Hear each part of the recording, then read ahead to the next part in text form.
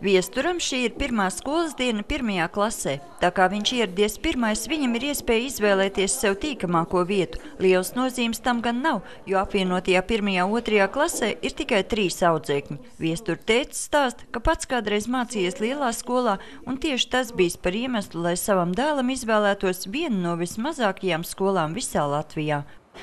Ļoti tā tuvā kontaktā strādāt, tas, es domāju, man nāk tikai pa labu. Jo, ja teiksim, klasē tur 20, 30 skolēni, nekad skolotājs nevarēs tik daudz laika veltīt, kā, teiksim, ja klasē tikai 3 skolēni. Jūs esat par šādu mazu skolu nākotnē? Es domāju, jā, lai cilvēkiem būtu iespēja izvēlēties arī tāpēc. Līdzās pirmklasniekiem zinības apgūs arī otrklasniece Dana, kura uz Tomas skolu atnākusi tikai šogad. Skolotājiem konferencē Uģis Roza dzied dziesmu, un dziesmas vidū viņš saka, un es atceros savu pirmo skolotāju, un es atceros savu mazo klasīti, kur mēs bijām 4 skolnieki. Un man bija tāds prieks nākt uz skolu, jo es zināju, mani katru dienu izsauks. Un tad es padomāju par mūsu bērniem, tad viņiem tas ir pats lielākais un labākais vērtība pati kā tāda. Tomēr tā nav vienīgā mazās skolas, kurā zinības apgūst tikai 22 skolēnu vērtību. Ik viens šeit ir gaidīts, un visi kopā var justies gluži kā mājās.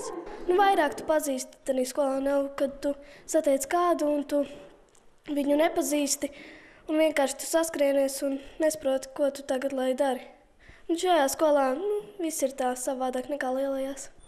Līdz šim vairāk nekā gadsimtu senajai skolai ir izdevies noturēties pretīm augstiem matemātiskiem aprēķiniem. Tomas pamatskola jau 2. reizi 1. septembri sagaida kā Ķekuma komercvidusskolas jaunākā māsa. Tā ir kultūra vēsturiska vieta.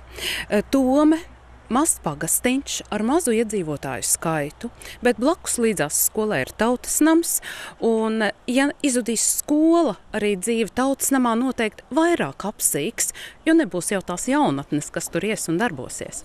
Mēs gribam, lai šeit dzīvo cilvēki Tomas pusē.